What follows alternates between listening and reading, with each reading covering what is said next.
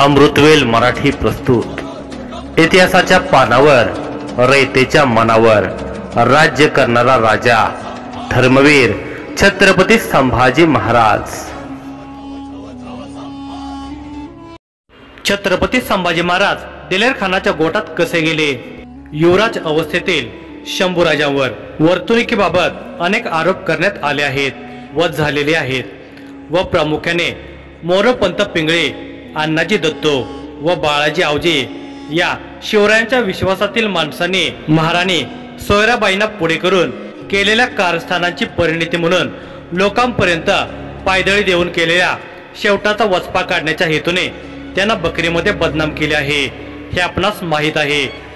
चिटणीसाच्या पूर्वग्रहदूषित दृष्टिकोनाच्या आजवरच्या छत्रपती संभाजी राजांविषयी चारित्र्यावर झालेला विपरीत परिणाम म्हणून गेल्या 250 वर्षापासून छत्रपती संभाजीराजांची बिघडलेली छबी आपण पाहत आहोत। एक आदर्श राजपुत्र म्हणूनच कुणी शंभूंकडे आजही पाहत नाहीत, पण या सर्व प्रकारात योजनाबद्ध कारस्थान रचल्याचे दिसते व ते ज्याच्या हातात प्रचार व प्रसाराची माध्यमे आजवर होती अशा जन्मजात उच्च नीचतेच्या कल्पना बाळगण्याच्या वैदिक धर्माभिमान बाळगणाऱ्यांनी केले आहे हे वरील लेखनावरून स्पष्ट होते।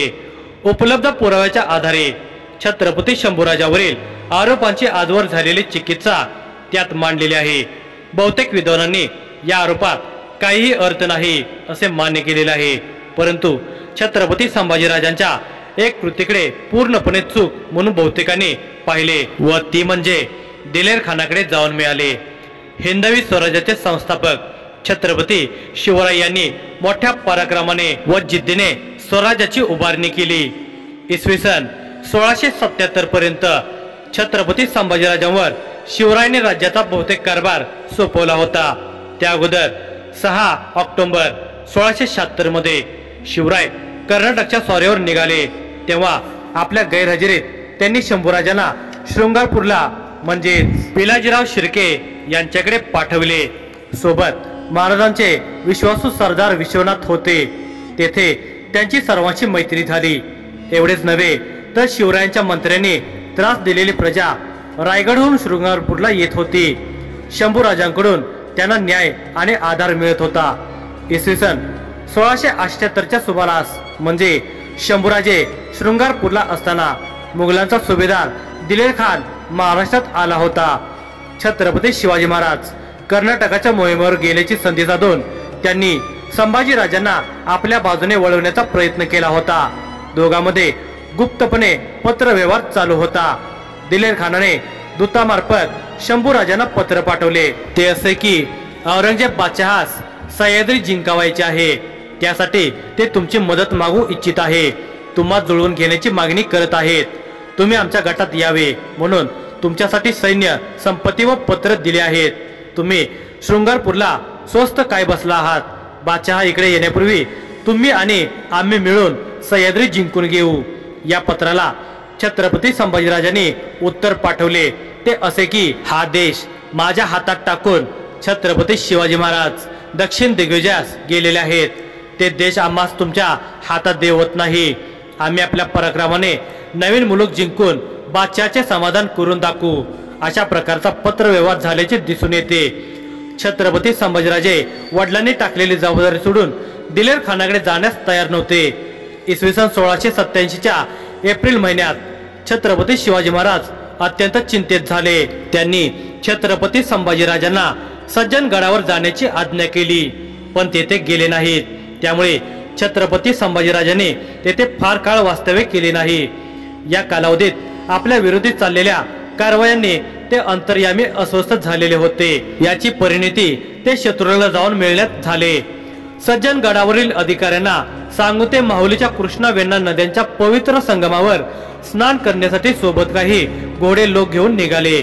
निघताना त्यांनी आपल्या सहकार्यास सांगितले की तुम्ही आता परत जा, किल्लेदाराला आणि महाराजांना कळवा की आम्ही मुघल सेनेत निघालो आहे, मी दिलेर खानाच्या गटात जात आहे, सह्याद्रीला पिडण्यासाठी आणि जिंकून घेण्यासाठी परत येईन, जगायची इच्छा असेल तर माझा पाठलाग करू नये, परतून माघारी फिरा।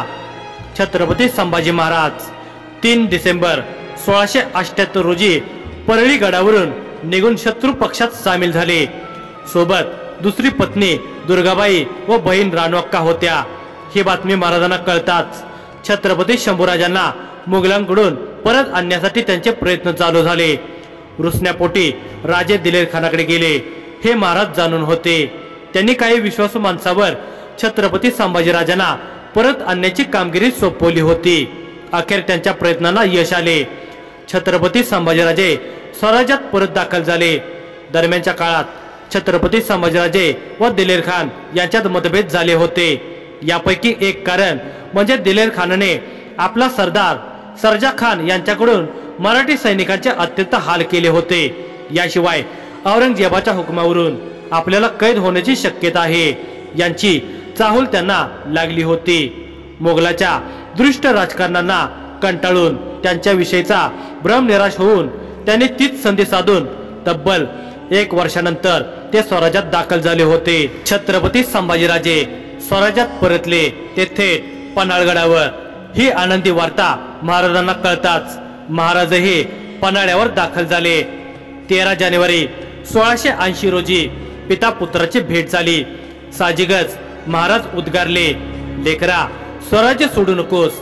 औरंगजेबाचा व आपला उभा दावा त्याचा हेतू तुला दगा करण्याचा होता, परंतु श्रीने कृपा करून तुला सोडून आणला, थोर कार्य केले। छत्रपती संभाजीराजांना पन्हाळा किल्ल्याचा अधिकार प्राप्त करून देऊन महाराज रायगडावर परत आले। परंतु दुर्दैवानं चैत्र शुक्ल पौर्णिमा 3 एप्रिल 1680 रोजी काळाने डाव साधून महाराज इहलोकी गेले।